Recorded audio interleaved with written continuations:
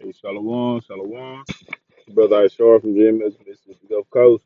Before I get started, I want to give you infinite and glory and praise to the Most High and His Son. Yahweh, Bahashim, Yahushai, Bahashim, Rakakwadash, that belongs to the apostles and elders who great millstone.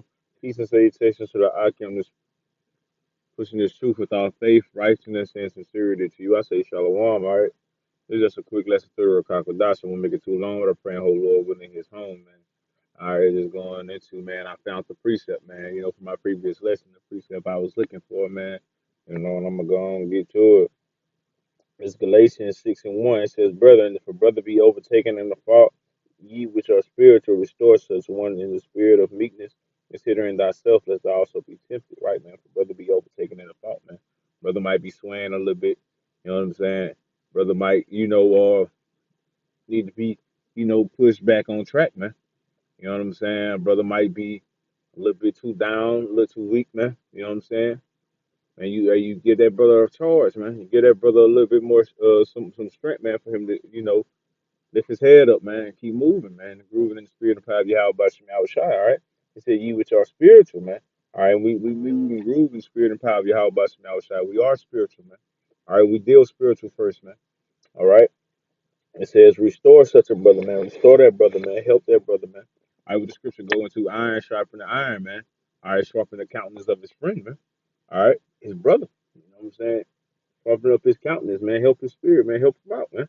If need be. All right, if you can. All right, it says, considering thyself, lest thou also be tempted, man. That's another thing, man. Making sure you're not, making sure you're having that balance, man. All right, not being so much of a crutch to a brother. All right. Not over helping, not overextending, man. All right. To where now you need some help or now you're weak in the spirit, but giving that help, man, what you can in the spirit, man. All right. To help a brother, man, get back up and keep moving and grooving in the spirit and power of your house by Shemal Shai. Okay.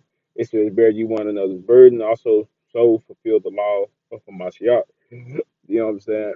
And, bearing brothers' burdens, man. Brothers might be going through something. Brothers are going through something, man. Okay, so you bear that, man. All right, you have patience with brothers, man. Brothers might be going through something, and it's like that spirit that you always used to seeing might be changed up a little bit when he pull up. You know what I'm saying? But nonetheless, man, hey, be patient with that brother, man. All right, taking consideration that he fighting. He there. He putting in the work. He's still doing his lessons. He's still showing up to camp. He's still checking in. He's still being a brother. All right, but it's a certain load he carrying, man. All right, bear that, man. All right, and he's doing the same. And what you fulfill the law of Hamashiach, man, you still loving our neighbor as thyself because you would want the same for yourself, man. All right. So I want to get this too, man. It's Sirach 29:3 says, "Keep thy word and deal faithfully with him, your brother, and thou shalt always find that thing that is necessary for thee, man." All right, you always get a blessing, man. All right, being a brother, dealing faithfully, dealing true. All right, being genuine, man. All right, and showing that meekness. All right, that kindness to one another, man. All right, we get to Ephesians the fourth chapter. So that's our job, man. As I said in my previous lesson, this is Ephesians the fourth chapter. It says the first verse says, "I therefore, the prisoner of the Lord, beseech you that you are worthy of the vocation which you are called." We were called to do this, man.